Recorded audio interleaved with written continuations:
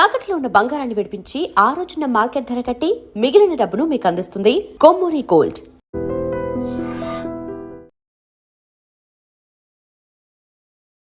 నమస్తే రమ్మ గారు. నమస్తే జయ. మనం రకరకాల కథలు చెప్పుకుంటాం కదా, అరిషడ్ వర్గాల మీద ఉన్న కథలు ఉన్నాయా?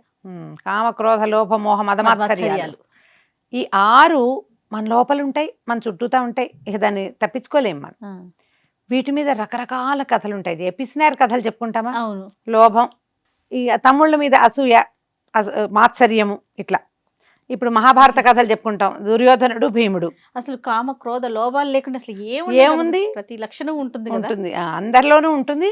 ఒక్కోదానికి ఒక్కో కథ చొప్పుని చెప్పుకుందాం. తప్పకుండా. అసూయ మాత్సర్యం మీద ఒక కథ చెప్దాం. ఇది బ్రహ్మదత్తుడు కాశీరాజ్యానికి రాజుగా ఉన్నప్పుడు బోధిసత్వుడు ఇక్కడ పుట్టాడు. ఆయన పుట్టిన క్రమం ఒక ప్రత్యేక గాథగా చెప్తారు. ఆ కాలంలోనట ఒక వైశ్య కుటుంబం ఉండేది, వ్యాపారస్తులు. ఈ వ్యాపారస్తుల కుటుంబంలో ఒక వైశ్య కుమారుడు 25-30 ఏళ్ళు ఉన్నాయి, వివాహమైంది. ఆయన భార్యకి పిల్లలు పుట్ల. చుట్టుపక్కల వాళ్ళంతా బాగా అనేవాళ్ళు, ఏంటి ఎన్నాళ్ళైనా పిల్లలు పుట్టట్లేదు. వాళ్ళకేమో 10-11కే పెళ్లి చేస్తారు. కాపురానికి వచ్చి 15 ఏళ్ళైనా పిల్లలు లేరు. బాగా అనేవాళ్ళు. ఈవిడ చుట్టుపక్కల వాళ్ళందరినీ చూసి ఎలాగైనా సరే ప్రెగ్నెన్సీ తెచ్చుకోవడానికి అవకాశం లేదు, నేను కడుపుతో ఉన్నానని చెప్పేసింది. చెప్పిన తర్వాత దీన్ని నిలబెట్టుకోవటానికి మామూలుగా చూలింతలు ఏం చేస్తారు, నెల తప్పిన అమ్మాయికి వామిటింగ్ సెన్సేషన్ ఉంటుంది, పుల్లగా తినాలని ఉంటుంది. అట్లా ఒకటి చేసి క్రమంగా ఆ 3వ నెల గర్భవతి, 5వ నెల గర్భవతి, 7వ నెల గర్భవతి ఎలా ఉంటారో చిత్తరువులు చూసి జాగ్రత్తగా పొట్ట చుట్టూతా బట్టలు కట్టుకుని కడుపుతో ఉన్నట్టే సినిమా చూపించింది, యాక్ట్ చేసింది ఆవిడ. యాక్ట్ చేసి అట్లా మొత్తానికి 9 నెలలు వచ్చాక నాకు ఇక్కడ కనాలని లేదు, నేను మా పుట్టింటికి వెళ్ళిపోతాను, నన్ను పంపేసేయండి పుట్టింటికి అని చెప్పింది. చెప్పేసరికల్లా మరి ఆమె ఇప్పటిదాకా పెద్ద కోరికలు ఏం లేవు. లేక ఒక కోరిక, ఇన్నాళ్ళకి పెళ్ళైన 15-18 సంవత్సరాలకి గర్భం వచ్చింది కదా అని చక్కగా బళ్ళు గిళ్ళు కట్టించి పంపించారు. ఈమెకి మొదటి నుంచి ఒక దాదికం చెలికత్తె ఒక ఆమె ఉంది తోడు. సరే వెళ్ళారు. చెలికత్తె ఈవిడ బండిలోనే ఉంది. మధ్యదారిలో ఒక అడవి మార్గంలో కాసేపు రెస్ట్ తీసుకుందామని బళ్ళు ఆపారు. ఈవిడ కాస్త పొట్టకి బట్టలు కట్టుకుని ఉంటుందిగా, విసగటగా ఉంది. కొంచెం బట్టలు వదులు చేసుకుందామని పక్కనున్న పొదల వైపుకి వెళ్ళింది. వెళ్తే అక్కడ ఒక బంగారపు రంగులో ఉన్న శిశువు కనపడ్డాడు. అప్పుడే పుట్టినవాడు. ఆయన శిశువుని కడగను కూడా లేదు. అంతకుముందు ఒక వర్తకుల బిడారు ఆ ప్రాంతం నుంచి వెళ్ళింది. వీళ్ళకి తెలిసింది, బిడార్లు వచ్చినప్పుడు ఈ గుడారాలు అవి వేస్తారు, నీళ్ళు ఎక్కడ ఉంటాయో వాళ్ళందరికీ తెలుసు. ఆ ప్రాంతాల వాళ్ళకి ఎవరో ఒక పేదరాలు దాసియో అక్కడ పిల్లవాడిని కనేసి వాడిని పెంచే సత్తా లేక ఎట్లాగోట్లా బిడార్లోకి వెళ్ళిపోయింది. పిల్లాడు ఇక్కడ ఉండిపోయాడు, బంగారపు రంగు. ఈ ఆవిడేం చేసింది, చటుక్కున తనకి పొట్టకి చుట్టూన్న బట్టలన్నీ ఊడదీసేసి ఆ పొదల లోపలికి విసిరేసి ఈ పిల్లాడిని ఎత్తుకుని చటుక్కుని బయటకు వచ్చింది. వచ్చి దాసి దాన్ని కేకేసి, వసే నాకు ఇక్కడ పురుడు వచ్చేసిందని చెప్పు, పిల్లవాడు భగవంతుడి ప్రసాదం దొరికాడు, చూడెట్టా ఉన్నాడు, మెరిసిపోతున్నాడు, వీడిని మనమే ఉంచుకుందాం, నాకు ఇక్కడ పురుడు వచ్చేసిందని మనం వెనక్కి వెళ్ళిపోతున్నామని ప్రకటించమంది. ఈ దాసి ఏం చేసింది, అమ్మగారు కనేసిందని కేకలు పెట్టింది. అందరూ వచ్చి చూస్తే ఏముంది, ఈవిడ పొట్టేమో ఎత్తుగా లేదు, పక్కన పిల్లవాడు ఉన్నాడు, పిల్లాడేమో అందంగా మెరిసిపోతున్నాడు. వ్యాపారస్తుడు చాలా అందమైన వాడు, ఈవిడ కొంచెం సుమారుగా ఉంటుంది. ఆయన బాగా పచ్చటైన, ఆయన నాయనమ్మ చాలా రంగు కలిగింది.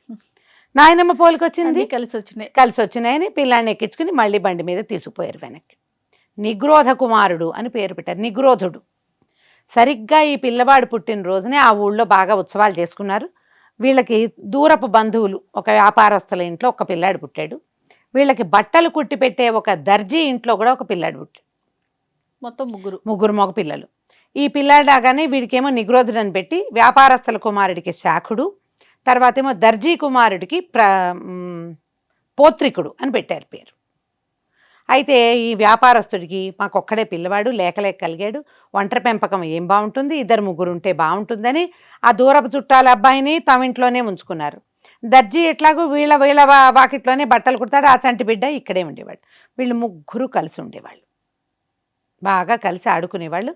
పెద్దవాళ్ళు అయ్యాక చదువుకి బయటికి పంపిస్తుంటే ఈ నిగ్రోధుడు అన్నాడు, నేను ఒక్కడనే ఉండను, వీళ్ళు వస్తారు కదా, పోత్రికుడు చదువు ఖర్చంతా నాది, వీడు నాతోటే ఉంటాడని పోత్రికుడిని కూడా తీసుకుపోదాం అనుకున్నారు. శాఖుడికి డబ్బులు ఉన్నాయి, వాళ్ళ నాన్నగారు వ్యాపారస్తుడు కాబట్టి. ఈ నిగ్రోధుడు, శాఖుడు, పోత్రికుడు ముగ్గురు విద్యాభ్యాసానికి వెళ్ళిపోయారు. మొత్తం పోత్రికుడి ఖర్చంతా ఇతనే నిగ్రోధుడే భరించాడు. పోత్రికుడు చదువుకునేవాడు కానీ సాయంకాలం వేళ రాత్రిపూట కాళ్ళు పట్టేవాడు నిగ్రోధుడికి. ఎందుకంటే అతను పెద్దవాళ్ల కుమారుడు, చిన్నప్పటి నుంచి అతన్ని స్నేహితుడుగా ఉంటూ కూడా సేవకుడుగా కూడా ప్రవర్తించేవాడు. ఎంతో కొంత, కొద్దిగా ఎక్కువ కాదు కానీ ఉండేది. ఈ నిగ్రోధుడు ఆ చిన్న సేవని యాక్సెప్ట్ చేసి ఉంచుకునేవాడు. తర్వాత ఏమైంది, చదువు అయిపోయింది. అయిపోయాక వీళ్ళు తమ రాజ్యానికి బయలుదేరారు. ముగ్గురు బయలుదేరితే ఒక అడవి మార్గం, అప్పుడు ఏమిది, ఇది ఎక్కడికో గురుకులాలకు పంపేవాళ్ళు కదా, ఈ అడవి మార్గంలో ముగ్గురు నిద్రపోయారు, పడుకున్నారు. పడుకుంటే వీళ్ళు ముగ్గురు నిద్రపోతుంటే ఇతను ఏం చేశాడు, లేచి కూర్చుని పోత్రికుడు నిద్ర పట్టట్లేదని ఈ నిగ్రోధుడికి కాళ్ళు పిసుకుతుంటే వాళ్ళు పడుకున్న చెట్టు, ఏ చెట్టు కింద పడుకున్నారో ఆ చెట్టు మీద 2 పిట్టలు ఉన్నాయి. ఒక పిట్ట ఏమో కింద శాఖ మీద ఉంది, కింద కొమ్మ మీద ఉంది. రెండో పిట్ట పై శాఖ, పై కొమ్మ మీద ఉంది. ఆ పైన ఉన్నది రెట్టేసింది, కింద పిట్ట మీద పడింది. పక్షి మీద పడేసరికల్లా పక్షి కయ్యమని పొట్టాడింది. ఎవరితో నువ్వు నా నెత్తి మీద రెట్టేస్తావా, అసలు నేను ఎలాంటి దాన్నో తెలుసా, నా జాతి తెలుసా నీకు, నన్ను గనక ఎవడైనా అమాంతం కాల్చుకు తిన్నాడంటే వాడికి 10,000 వరహాలు వస్తాయి, నాకు అంత మంత్రబలం ఉంది అని చెప్పేసరికల్లా పై పిట్టంది, నేను చూడలేదు నువ్వు నుంచున్నావని, అయినా నీ గొప్ప ఏమిటి, నేను ఇంకా గొప్పదాన్ని, నన్ను ఎవడైతే కాల్చుకొని తింటాడో, నన్ను కాల్చి కొవ్వును తిన్నవాడు రాజు అవుతాడు, మాంసం తిన్నవాడేమో సైన్యాధిపతి అవుతాడు, నా ఎముకల మీద ఉన్న మాంసాన్ని మాత్రమే తిన్నవాడు కోశాధికారి అవుతాడు తెలుసా, నాకు అంత శక్తి ఉంది. నేనే కాదు, మా తాత ముత్తాత మేమందరం అంతే. నీకు బోడి నువ్వు ఒక్క మంత్రపు పుల్లని పట్టుకున్నందుకు నీకు 10,000 వచ్చినాయి, రాజు అవటం, సైన్యాధిపతి అవటం, కోశాధికారి అవటం తక్కువ అన్నది. అనేసరికల్లా ఈ కింద కాళ్ళు పిసుకుతున్నటువంటి పోత్రికుడికి పక్షుల భాష క్షుణ్ణంగా వచ్చు, వీళ్ళిద్దరికీ రాదు. వాడు వినేశాడు మొత్తం. వినంగానే ఏం చేశాడు, చల్లగా కాలు పిసుకుతున్నాడంటే అక్కడేం పని లేదు, నిదానంగా చెట్టు పైకెక్కి ఏ పక్షి అయితే నన్ను తినవాడు రాజు అవుతాడని చెప్పిందో, ఒక అడవి కోళ్ళు అవి, ఆ పిట్టలు అడవి కోడి, ఆ కోడిని తింటారు. టక్కిన పైనున్న ఉత్తరీయం తీసి దాని మీద వేసి దాన్ని పట్టేసి కొద్దిగా నిప్పు రాజేసి పక్షిని కాల్చేశాడు. కాల్చి ఏం చేశాడు, ఆ కొవ్వు ఫ్యాట్ అంతా తీసి ఇతనికి తినిపించేశాడు, నిగ్రోధుడికి. ఇదిగో ఇది నీకోసమని చేతులు పెట్టాడు. శాఖుడికేమో మాంసం పెట్టాడు, తను ఎముకల మీద ఉన్న మాంసాన్ని మాత్రమే తిన్నాడు. తిని జరిగిందంతా ముగ్గురికి చెప్పాడు. వాళ్ళ పరిస్థితులను బట్టి తినిపించాడు. ఎందుకంటే చాలా బుద్ధి కలిగిన వాడు, ఇతరులకు సహాయం చేసే గుణం ఉన్నవాడు అయినటువంటి నిగ్రోధుడిని రాజుని చేసే ఉద్దేశం ఉంది పోత్రికుడికి. సరే ఈ పని అయిపోయింది, తినేశారు. తిన్నాక మొత్తం చెప్తే నవ్వుకున్నారు. అవన్నీ అవుతాయా అనుకున్నారు. వీళ్ళు నడిచి వెళ్తూ ఒక రాజ్యంలోకి ప్రవేశించి ఒక ఉద్యానవనం ఏదో కనపడింది, అక్కడ పడుకున్నారు. అక్కడ ఆ రాజ్యంలో ఏమైంది, రాజుగారు మరణించాడు, సంతానం లేదు. సంతానం లేకపోతే వీళ్ళు మంత్రి గారు, తర్వాత మన పురోహితుడు ఏమి నిర్ణయించారంటే, ఊరంతా తిరుగుదాం, నిద్రించిన వాడెవడి కాలైనా పరీక్షించి, ఎవడి కాల్లో ఏకచక్రే మహాభోగి అంటారు, ఒక చక్రం ఉందో వాణ్ణి రాజుని చేద్దామని అనుకున్నారు. తెల్లవారుజామునే పటాలం మొత్తం బయలుదేరింది. వీళ్ళకి కాళ్ళు చాపుకుని పడుకున్న ప్రాణి ఒక్కటి కనపడలా. సగం ఊరు తిరిగారు. సగం ఊరు తిరిగితే అందరు కొంతమంది ముడుచుకుని డొక్కలు, చలికాలము కాళ్ళు ముడుచుకుని పడుకుంటారు కదా, ఎవరైనా పడుకుంటే ఎడ పడుకుంటారు, ఎవరు దుప్పటి కప్పుకోకుండా పడుకున్న వాళ్ళు కనపడరు. ఊరంతా తిరిగిన తర్వాత వీళ్ళకి ఏంది కనపడింది, ఉద్యానవనంలో 3 పిల్లలు, కుర్రవాళ్ళు, దుప్పట్లు లేవు, నేల మీద కాళ్ళు చాపుకొని పడుకుని కనపడ్డారు. ఈ యవనంలో ఉన్న పిల్లలకి అంత చలి అవి ఉండవు, పైగా వీళ్ళు బాగా నడిచి వచ్చారు, చల్లేదు, కాళ్ళు నిగడదని పడుకున్నారు. ఈ పడుకున్న 3 కుర్రాళ్ల కాళ్ళు పరీక్షించి, మధ్యలో పడుకున్న వాడి కాళ్ళు ఏకచక్రం ఉంది, వీడు మహాభోగాన్ని లేపి నువ్వే మా రాజు అన్నారు. లేపేసరికి ఆశ్చర్యపోయారు. కానీ వాళ్ళు మంది మార్బలం అంతా వచ్చేసారు, పల్లకీలు వచ్చినాయి, బట్టలు వచ్చినాయి, గిట్లు సమస్తమైనవి వచ్చేసినాయి. నిగ్రోధ కుమారుణ్ణి రాజుని చేశారు. ఎప్పుడైతే నిగ్రోధుడు రాజయ్యాడో శాఖుణ్ణి సైన్యాధిపతిని చేశాడు. అంతే జరిగింది. 2 పూటలు అన్నీ మొత్తం అంతా సెట్ అయ్యాక ఏమన్నాడు నిగ్రోధుడు, మనం ఇక్కడ ఈ రాజ్యంలో ఇంత గొప్ప పదవులు వచ్చినాయి, శాఖ నువ్వు ఇంటికి వెళ్ళి మన ఊరు వెళ్ళిపోయి మన అమ్మని నాన్నని, మా అమ్మని నాన్నని, మీ అమ్మని నాన్నని, వీడమ్మ నాన్నని అందరినీ తీసుకురా, మనం ఇక్కడే హాయిగా ఉండొచ్చు అనేసరికల్లా శాఖుడు అన్నాడు, నేను ఎట్లా వెళ్తాను, నేను సైన్యాధిపతిని, నా పదవికి చిన్న పని కదా అది, పరువు పోదు, సైన్యాధిపతిని ఇట్లా చిన్న పని మీద వెళ్తే నాకు కుదరదన్నాడు. అనేసరికల్లా ఇతను నిగ్రోధుడు ఏం చేశాడు, పోత్రికుడిని పిలిచి, పోత్రిక నువ్వు ఇంటికి వెళ్తావా, అమ్మ నాన్నలు అందరినీ తీసుకొస్తావంటే అలాగే. పోత్రికుడికి పదవి లేదు, ఖాళీగా ఉన్నాడు. పోత్రికుడు వెళ్ళాడు, ఊరు వెళ్ళాడు. వాళ్ళమ్మ నాన్న వీళ్ళమ్మ నాన్న ముగ్గురు అమ్మ నాన్నల దగ్గరికి వెళ్తే వాళ్ళేమో వాళ్ళు ఉన్నది మహాపురం, చాలా అద్భుతమైన ఊరు. ఎందుకురా నాయన, కొత్త ఊర్లో మేమేముంటాము, హాయిగా ఉండండి, వస్తూ పోతూ ఉంటాం, మీరు కూడా వస్తూ పోతూ ఉందరు, కానీ అక్కడ ఏదైనా ఉత్సవాలు చేసేటప్పుడు కబురు పంపండి, అప్పుడు మేము వస్తాము అప్పుడు, ఇప్పుడు మేము రాము, నువ్వు వెనక్కి వెళ్ళిపోమన్నారు.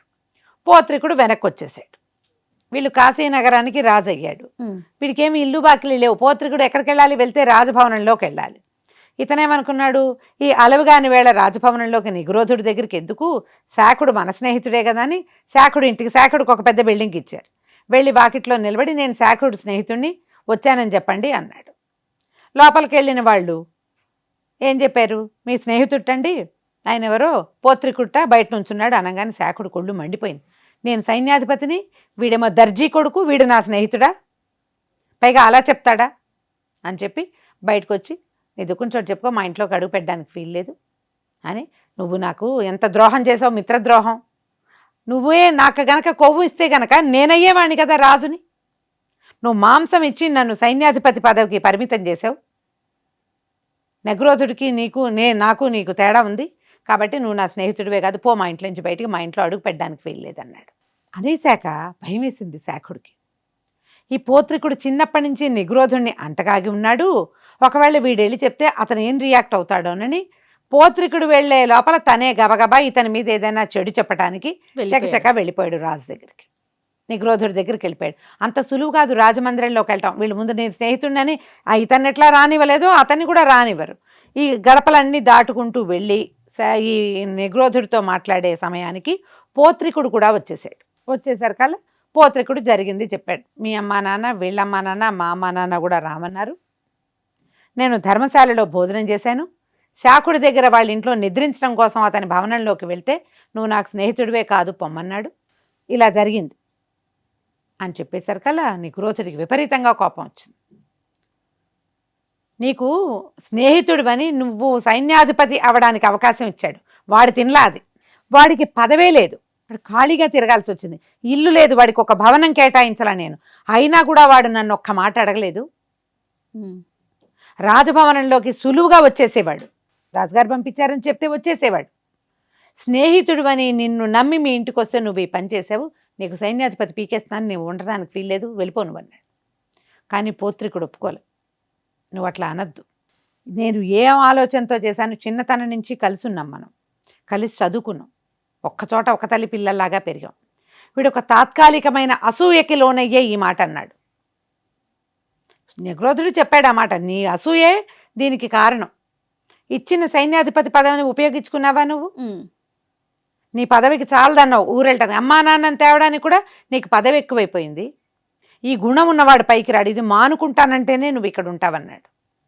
పోత్రికుడు కాదు అట్లా అనకూడదు, మన స్నేహితులం కాబట్టి కలిసి ఉందాం, ఈసారికి శాఖుడిని క్షమించేసి అంటే ఆయన ఒప్పుకొని, అప్పటిదాకా కోశాధికారి అనే ఒక పదవి లేదట కాశీరాజ్యంలో, మొట్టమొదటిసారి రాజునైన నాకు డబ్బు కావాలన్నా, సైన్యాధిపతివైన నీకు జీతం కావాలన్నా మనకి కోశాధికారే ఇవ్వాలి, ఆ అధికారాన్ని నేను పోత్రికుడికి ఇస్తున్నాను అని చెప్పి మొట్టమొదటి కోశాధికారిగా పోత్రికుడిని నియమించాడు. శాఖుడికి గనక అసూయ రాకపోతే ఈ రెండో వాడికి ఈ పదవి వచ్చేది కాదు, రాజుగారి ఫ్రెండ్గా తిరిగేవాడు, అంతే.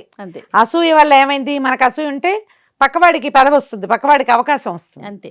ఈర్ష్య మన అసూయ మనని పాడు చేస్తుంది. ఈ కథతోటి ఇవాళ సెషన్ ముగిద్దాం మనం. సూపర్ ఉంది రమ్మ గారు, నమస్తే. నమస్తే చే. And for more videos, please subscribe to iDream. Please subscribe to iDream. Please subscribe iDream. And please subscribe to iDream. For more videos, subscribe to iDream. please like, share and subscribe to the channel. Congratulations, iDream. Subscribe to iDream. Subscribe to iDream. So subscribe to iDream Media. iDream ki iDream team andarki huge congratulations. Please subscribe iDream Media. Please subscribe to iDream. Subscribe iDream. Please subscribe to iDream. iDream అంటే నా కళల ఛానల్ను subscribe చేసుకున్న నోరు తిరుగుతలేదు, మీరైతే గంట గుర్తు కొట్టండి. For more such videos, please subscribe to iDream.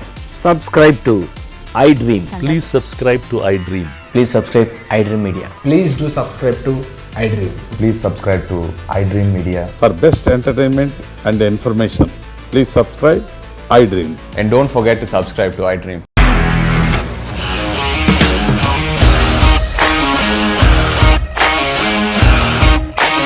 ఇండస్ట్రీలో కమిట్మెంట్ ఇష్యూస్ వస్తే నీకు కూడా వచ్చినట్టు మార్నింగ్ తీసుకెళ్ళాలంటే కొట్టి పడేస్తారు.